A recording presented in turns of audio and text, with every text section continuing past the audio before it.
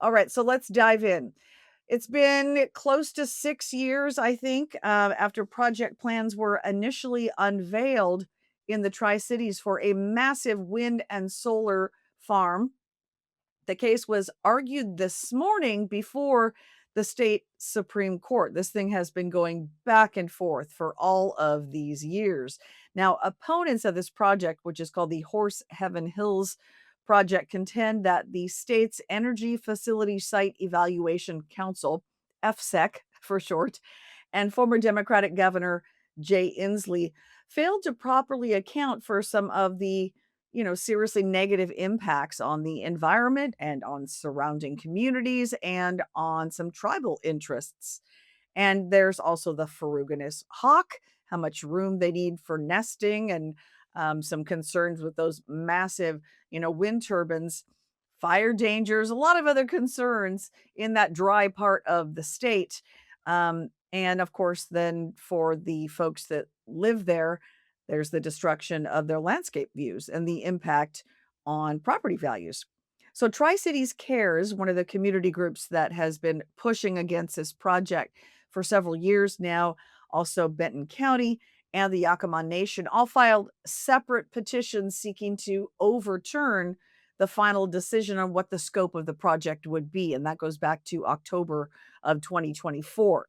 And justices considered the petitions, and those arguments took place today. They kind of consolidated all of those cases into one.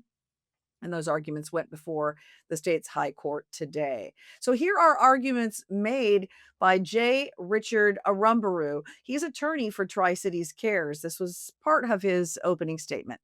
I'm Richard Arumbaru, representing Tri-City Cares, one of the petitioners in this matter. 7-0, a shutout before FSEC Council. The unanimous council determined that mitigations, serious mitigations to protect tribal interests, visual interests of the 300,000 people in the Tri-Cities should be imposed. The only dissent from the FSEC Council was 2 members who wanted to go further with that. In fact, the FSEC decision said, we find this is easy. This is easy to conclude that there are significant impacts on the community. FSEC concluded that it would not kill the project, but it would take out those parts of the project that so interfered with the rights of the public, with the rights of the Yakama Nation, and following this court's mandate in Columbia River Keeper, which said the FSEC's overriding goal is to avoid or mitigate adverse impacts from energy projects. That's their overriding goal.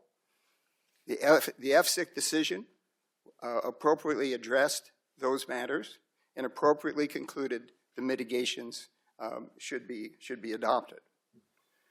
And keep in mind that FSEC, this wasn't a simple lineup at FSEC. These are all government-appointed folks. They come from Commerce. They come from the UTC. This is a hardcore group of people looking at a project. They spent 8 days, 2,000 pages of transcript, 34 witnesses during the course of the administrative hearing. When it gets to the governor, for all we know, never even visited the project, never listened to a word of the transcript or otherwise. So the decision of the FSEC Council the first time around was absolutely correct. Now, the group behind this massive project is actually located in Colorado. They're called Scout Clean Energy. And Phil Talmadge, former Supreme Court Justice here in Washington, argued for those project developers. Thank you. May it please the court, Phil Talmadge here representing respondent Scout. Scout has been working on this project to bring it to fruition for 6 years. 6 years. 5.5 years ago, it initially applied for this particular project. And the process that was undertaken worked as the legislature envisioned it. The opponents of this project are not here to improve it, they're here to kill it. They've told you very directly that they want the approval overturned and their efforts to provide for additional process are in anticipation of the fact that the Trump administration is proposing to end significant tax credits for renewable energy projects. They hope to use that as a tool to defeat this project. So help me out a little bit, Council. You said this project proposal is started 7 years ago. How many windmills were initially proposed? I'm just trying to go through the 500 pages of project, because it seems to be a battle over numbers now. Well, it's why, Your Honor, I said the process worked. I want the court to step back for a moment. What we had here was a project that was determined to be consistent with local Benton County land use requirements. Then there was a process.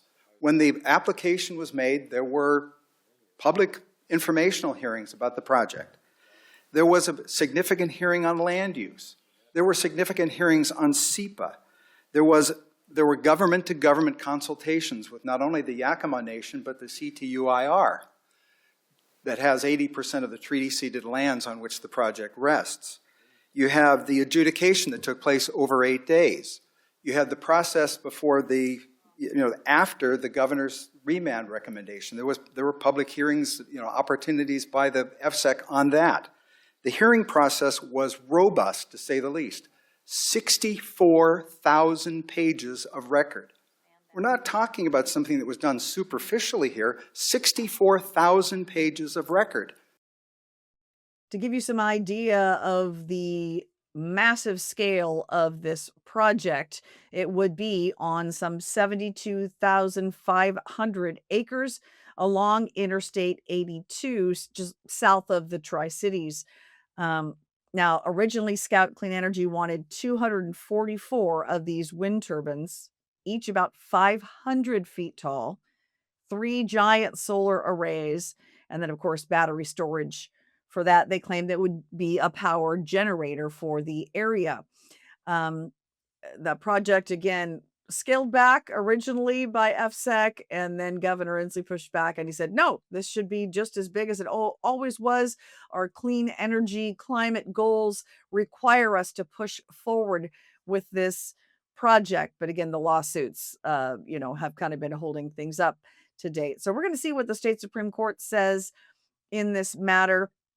And it may well end up being something that goes back to current Governor Bob Ferguson to consider. Of course, he's a Democrat as well, and someone who is really behind all these clean energy projects. So we're in close contact with the players on both sides of this, and we will let you know as soon as there's any decision from the state Supreme Court.